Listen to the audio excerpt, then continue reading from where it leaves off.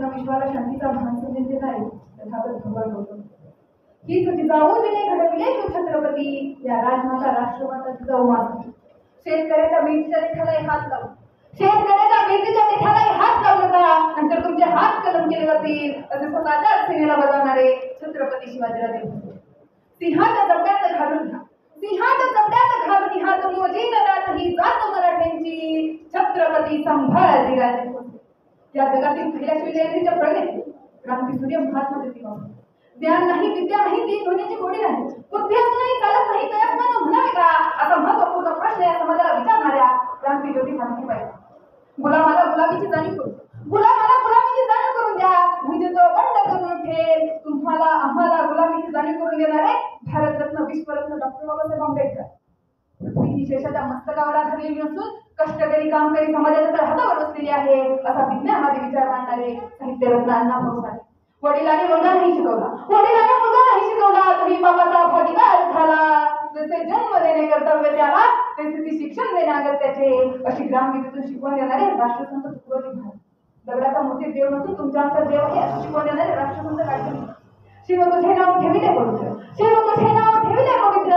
छत्रपती सूत्र विश्वाचे छत्रपती शिवरायांना प्रेरणा देणारे छत्रपती शिवरायांचे खरे गुरु राष्ट्रसंत तुकाराम महाराज या सर्व महापुरुषांच्या कार्यात ही दीक्षा करावी सर्वप्रथम अभिवादन करते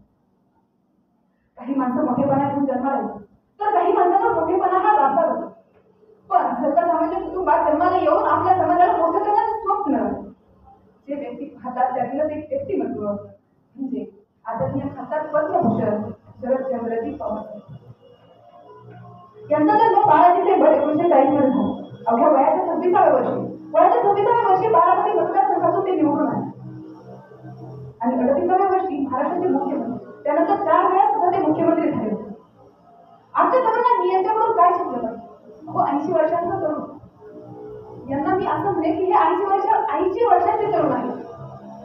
कारण त्यांच्यावरचं जे तेज आहे त्यांचा तो उत्साह आहे तो आजच्या तरुणांना देखील लागेल त्यांनी अनेक कार्यातून आपल्या विद्यार्थ्यांना प्रोत्साहन प्रेरणा दिली पण आपल्या विद्यार्थ्यांचं काय होतं छोटं संकट आलं की ते खचून जातं इतकी संकट आली यांना त्यांनी कुठल्याही संकटात खचले नाहीत मार्ग काढले पर्याय नाही पण आपली विद्यार्थी खचून जातात मला या ठिकाणी एक गोष्ट महत्वाची वाटते एक गोष्ट सांगू इथे एक राजा असतो त्याला समोर 2 कैदी येतात आता कैदी आले तो शिक्षा ऐकतो आणि पुन्हा ऐकतो आणि त्याच्यासमोर फाशी आता फाशीची शिक्षा ऐकली तसा पहिला कैदी तिथंच हे करू शकतो आता पहिला कैदी पण दुसरा कैदी मात्र न्यूटन आपल्यासारखं करतो आता पहिला कैदीवर आला तरी दुसरा न्यूटन आपल्या पहिल्याला काही कळत नाही तर म्हणता का रे तू शिक्षा ऐकली नाही का तसा हा म्हणतो ऐकली रे अरे मग काय तुला भीती तिथं सोड रे आता गेले वर्षभर झालं माझा आकाशात उन्हाळा भडा तयार करायचा प्रयोग चालू प्रयोग अंतिम टप्प्यात आहे आता काही दिवसात माझा घोडा आकाशात सोडेलच पण नेमकी फाशीची शिक्षा झाली ते भीतीच करतो उन्हाळा घोडा अरे घोडा कधी उठतो अरे तेच सांगतोय ना प्रयोग अंतिम टप्प्यात आता त्यांचीही चर्चा ऐकली राजा म्हटलं काय म्हटलं उन्हाळा घोडा अरे घोडा कधी उडतो का त्याचं शरीर काय त्याची रचना काय तू सांगतो काय महाराज मरणारा माणूस कुठं नाही बोलत खरंच गेलं वर्ष झालं माझा उन्हाळा घोडा तयार करायचा प्रयोग चालू आहे बरं माझ्या घोड्याचं झालं मला तुमचा घोडा नाही मी तुमच्या घोड्याला 1 वर्षात आकाशात उडायला नाही शिकवलं तर महाराज फाशीची शिक्षा दिलीच आहे मला आता राजा पण तिच्यावर पडला आपण तसं मरणारच आहे दिलं त्याला 1 वर्ष तर एकमेव राजा त्याच्याकडे उडणार राजा म्हटलं ठीक आहे दिला तुला 1 वर्ष दिलं ना वर्ष आता हे दोघं बाहेर आले पहिल्या काय झालं काय करा म्हणला उडणारा घोडं